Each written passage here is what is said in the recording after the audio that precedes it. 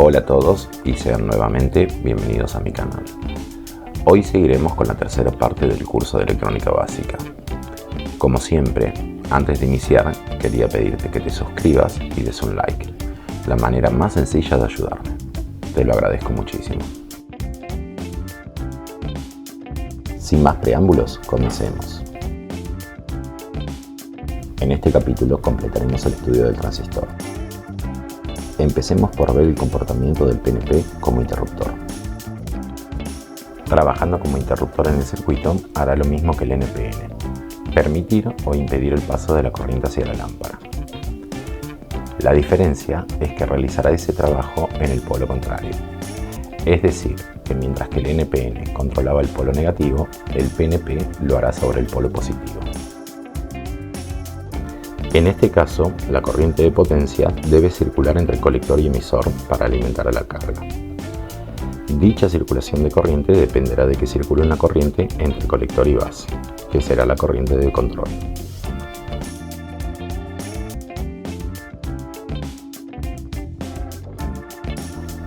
Repasando el NPN, vemos que a la carga le llega el polo positivo directo y se controla el polo negativo entre el emisor y el colector del transistor, mediante la circulación de corriente entre base y emisor.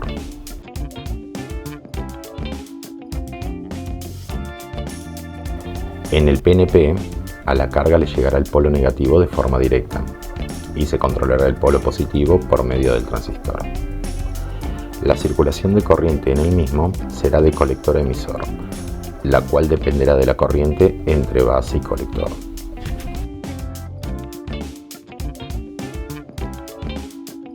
Ahora en el simulador haremos el circuito del PNP y podremos observar que la finalidad es la misma. Controlaremos la apertura y el cierre del circuito de potencia. La diferencia es que en este caso lo haremos sobre el polo positivo de la carga. En este caso, la resistencia más chica del divisor se conecta entre el positivo y la base, y la más grande junto al interruptor se conectan entre la base y el negativo. Como podemos ver, ambos se comportan de la misma manera. Al circular una corriente chica en la base del transistor, se consigue cerrar el circuito de colector a emisor, comportándose de esta manera como un interruptor cerrado. Como dijimos, la diferencia radica en la polaridad.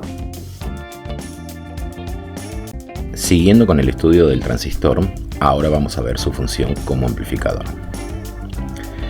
Esto va a requerir que entendamos lo que son las señales, así que vamos a verlas.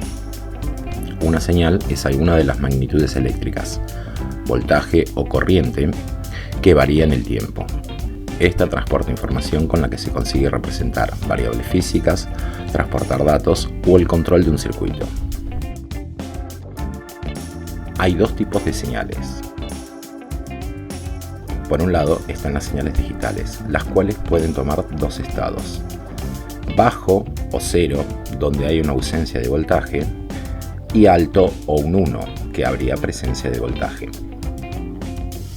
En la gráfica vemos representado el voltaje en una línea de tiempo y el comportamiento de una señal digital, donde se encuentra en un estado bajo durante una determinada cantidad de segundos, es decir, que no hay voltaje, y luego cambia a un estado alto, donde el voltaje es de 5 volt durante una cantidad de segundos, repitiendo esto en el tiempo.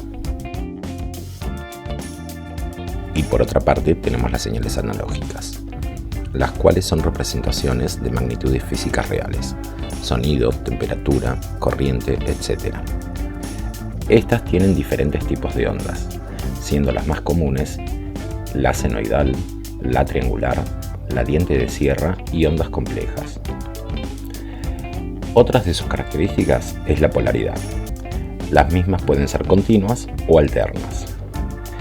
Continuas son aquellas que no cambian su polaridad, son siempre negativas o positivas. En cambio, las alternas cambian constantemente de polaridad. Además, las señales poseen unos determinados parámetros, como ser amplitud, un valor pico a pico, un ciclo y un periodo. Expliquemos cada uno de ellos.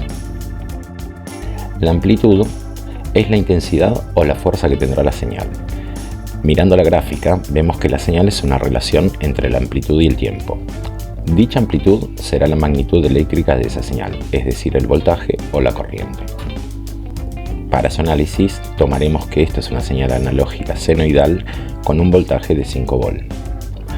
La amplitud va a ser el valor que tome la misma desde el 0 hasta un determinado punto en el tiempo. Por ejemplo, si tomamos en esta zona, vemos que su máxima amplitud es de 5 volt y lo mismo sucede en esta otra. Su amplitud con respecto a 0 también es de 5 volt, pero en este caso negativos, es decir, que es una señal analógica alterna ya que varía su polaridad. En estos lapsos de tiempo la señal llegó a su máxima amplitud, pero también hay infinita cantidad de puntos entre los 0 volt y los 5 volt donde el valor de la amplitud adoptará un valor diferente. Si tomamos como ejemplo lo que sucede a X cantidad de segundos, vemos que esa amplitud es de 3 volt y a otra cantidad de segundos vemos que es de 2 volt y así podríamos seguir con infinidad de puntos. Es decir, que esta señal tendrá una amplitud máxima de 5 volt, una mínima de 0 volt y los valores intermedios. Sabiendo esto, pasemos al valor pico y al valor pico a pico. Continuamos analizando la misma señal. El valor pico es el valor que adquiera la onda desde el 0 hasta la cresta. En nuestro caso, ese valor es de 5 volt. Mientras que el valor pico a pico es el valor obtenido de cresta a cresta. En este caso, 10 volt. Lo siguiente que veremos es qué es el ciclo y qué es el periodo. El ciclo es desde donde inicia la onda hasta donde termina y vuelve a repetirse. Observemos que la onda inicia en este punto, realiza su recorrido hasta terminar en el mismo punto y vuelve a repetirse. Cada uno de estos es un ciclo. Y el periodo es la cantidad de ciclos que se repitan en un lapso de tiempo. Acá tomemos dos imágenes donde ambas señales tienen la misma amplitud y la misma forma. En la primera los ciclos perduran más en el tiempo con respecto a la segunda. En la primera imagen el periodo es de 1 segundo, dado que es el tiempo que dura cada ciclo. Y en la segunda el periodo es de 0,5 segundos. De aquí podemos deducir la frecuencia de las señales con una fórmula simple, donde la frecuencia es 1 dividido el periodo, que se representa con la letra T mayúscula. En el primer caso sería frecuencia igual a 1 dividido 1 y va a ser igual a 1 Hz, que es la unidad de medida de la frecuencia. Y en el segundo, frecuencia va a ser 1 dividido a 0,5 segundos, igual a 2 Hz. Dicho de forma simple, la frecuencia será igual a la cantidad de ciclos que se repitan en un segundo. Ahora que conocemos los principios de las señales, vamos a volver al transistor para estudiar su comportamiento como amplificador. Así que profundicemos en este componente. Como ya dijimos, es el componente base de todos los equipos electrónicos que utilizamos hoy. Así que es muy importante su estudio. El transistor tiene 3 estados de trabajo y en cada uno de ellos su comportamiento será diferente. Dichos estados son corte, activo y saturación.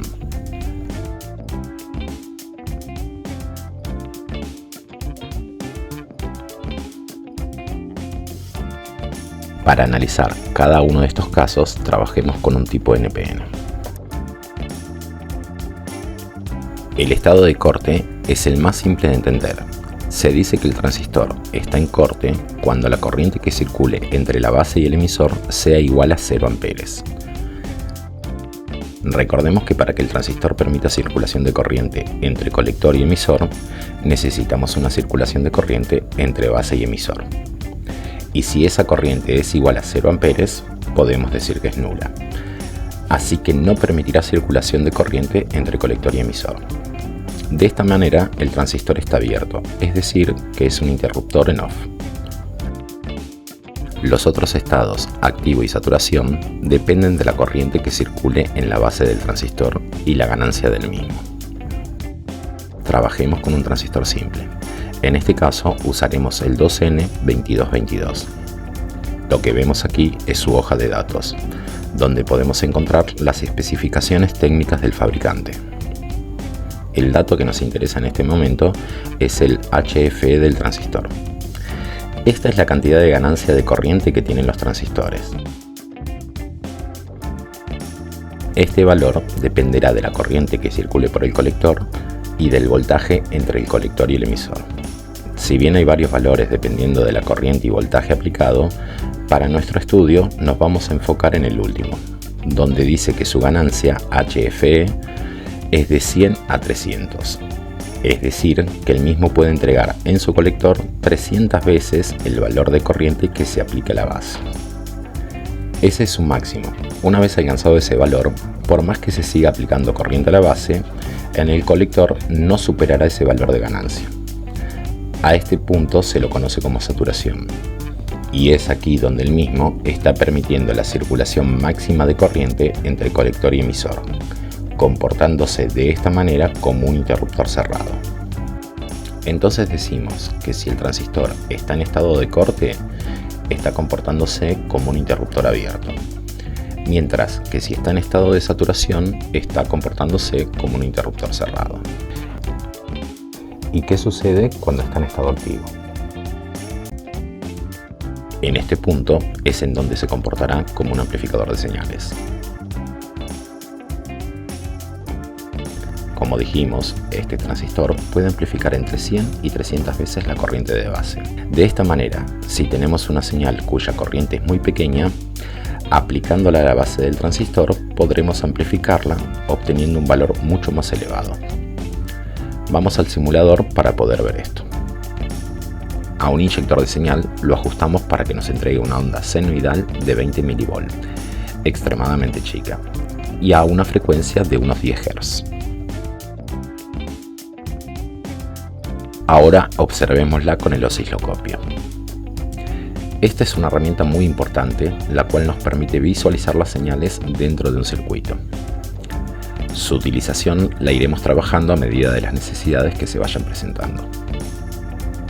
Este osciloscopio es de 4 canales, A, B, C y D, lo cual nos permitirá analizar 4 señales al mismo tiempo.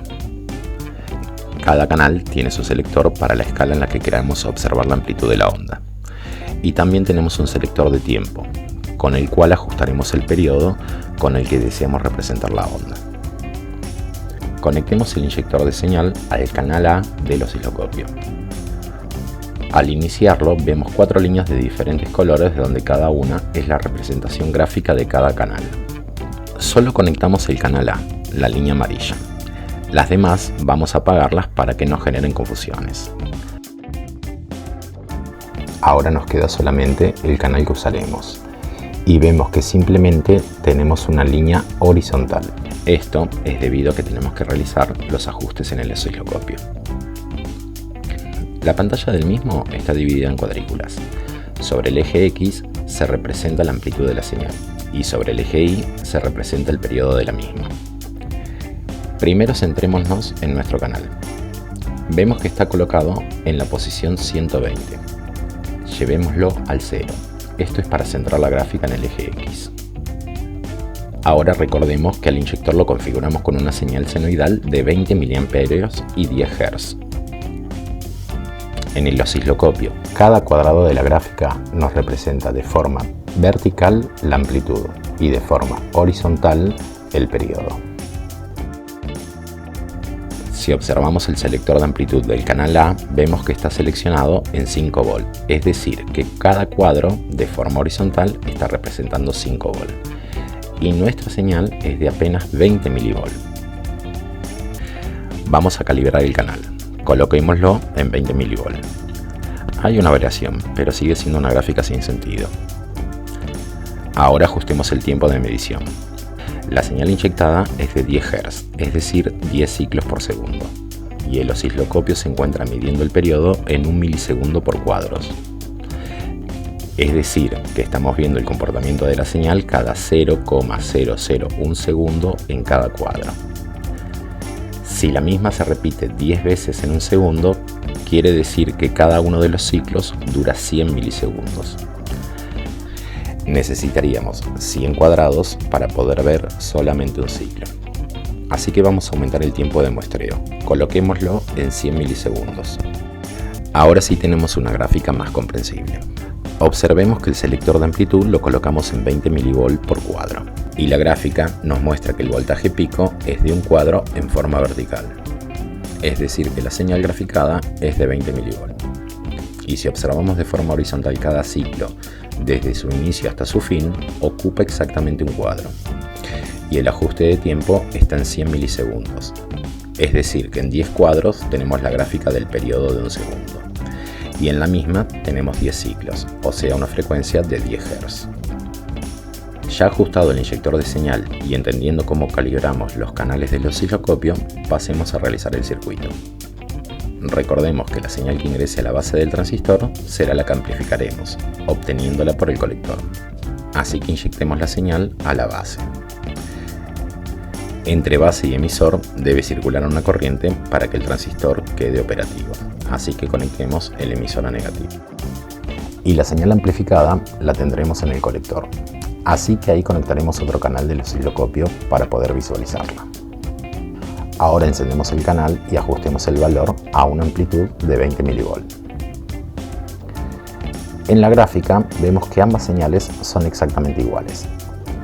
Si colocamos a las dos en el 0 del eje X, no hay diferencia entre una y otra. Es decir, que el transistor no está amplificando nada. Es la parte donde tengo que confesar mi fracaso y dar por finalizado el curso, pidiéndoles disculpas por el tiempo perdido en un transistor inoperante. O mejor no, mejor analicemos qué pasó. Tomémonos unos segundos para poder pensarlo. ¿Listo? Si realmente tuviste alguna idea, y no importa si es errada, plantéala en los comentarios. De los errores se aprende y se aprende mucho. Y ahora sí, voy a explicar qué es lo que pasa en el circuito. A la base se le está aplicando una señal de 20 mV, es decir, 0,020 V. Y recordemos del capítulo anterior que el transistor necesita de 0,7 V, o sea 700 mV, para entrar en una zona de trabajo. Con la señal que estamos inyectando no llegamos a romper el umbral.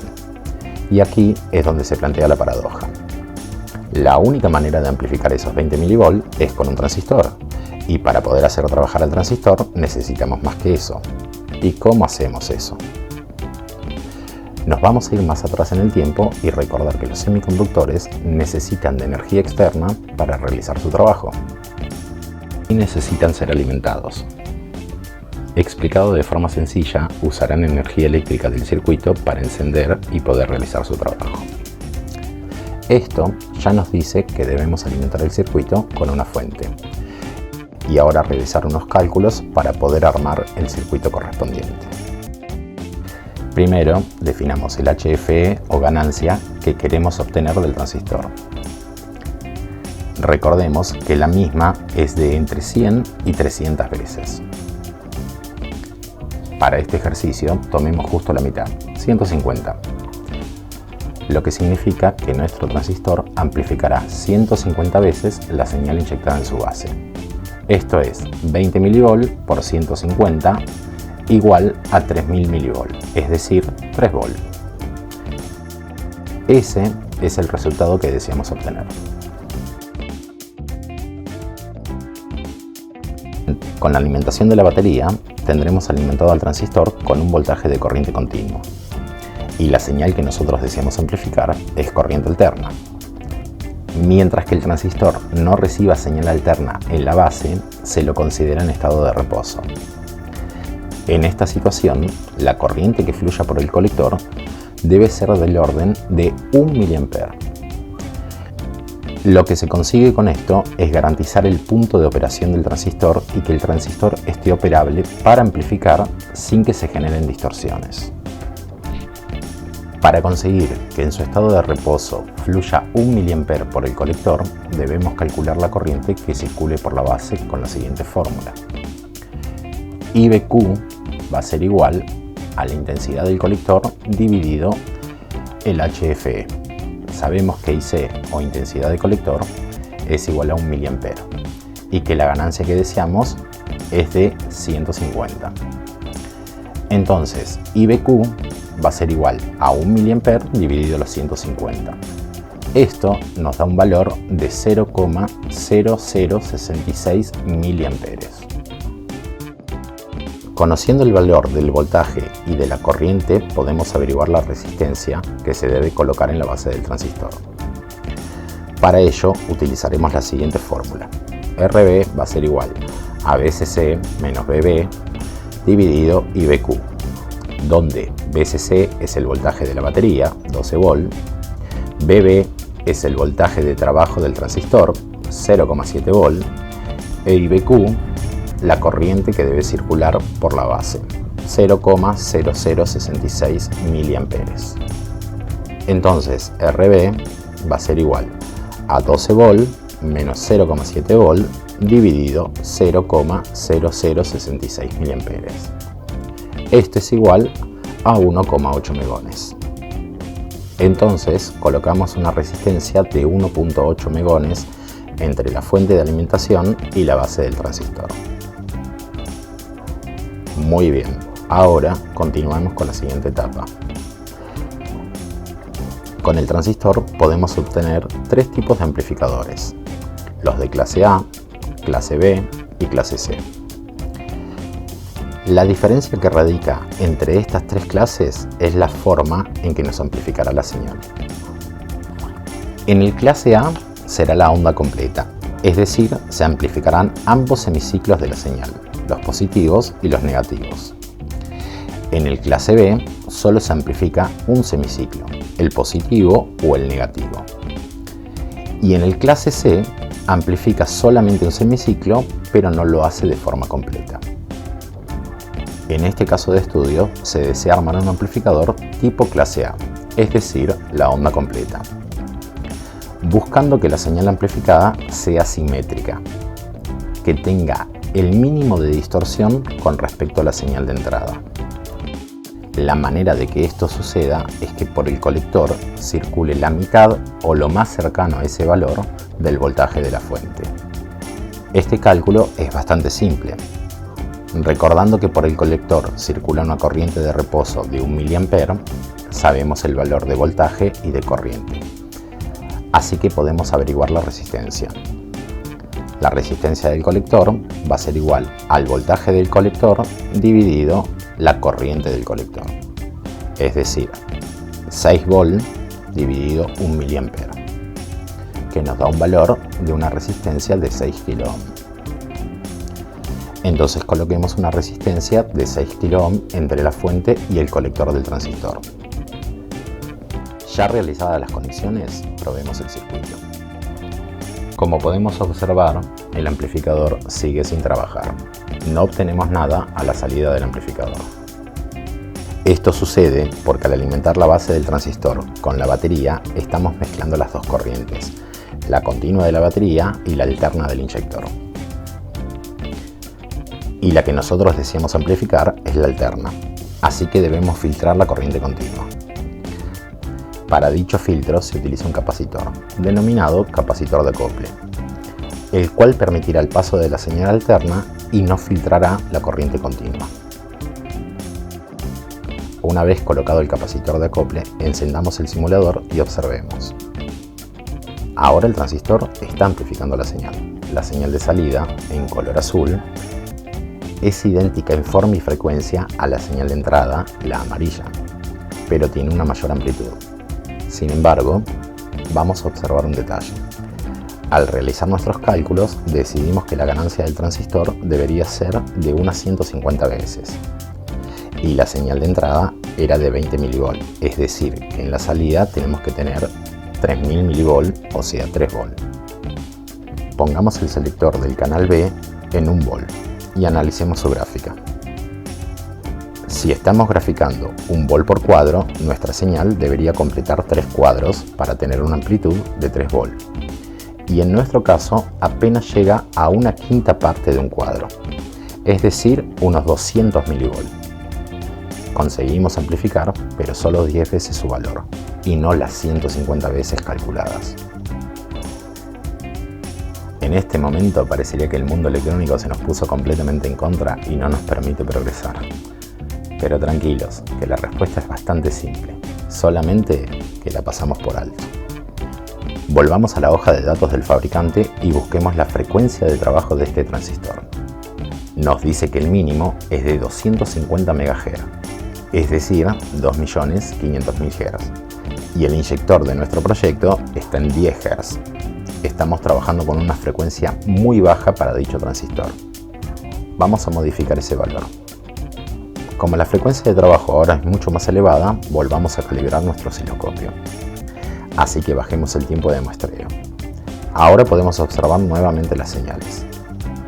Ajustemos el canal B para ver su onda completa. Volvamos a colocarla en un vol por cuadro. Volviendo a contar la cantidad de cuadros verticalmente, ahora sí tenemos los 3 volts de salida. Cumplido el objetivo y llegado a este punto, demos por finalizada la tercera parte de este curso. Espero que te haya servido y sobre todo que te haya gustado. Te agradezco mucho tu participación y no te olvides de suscribirte y dar un like. Como también comentar, así hacemos crecer este canal entre todos. Muchas gracias por todo y hasta la próxima.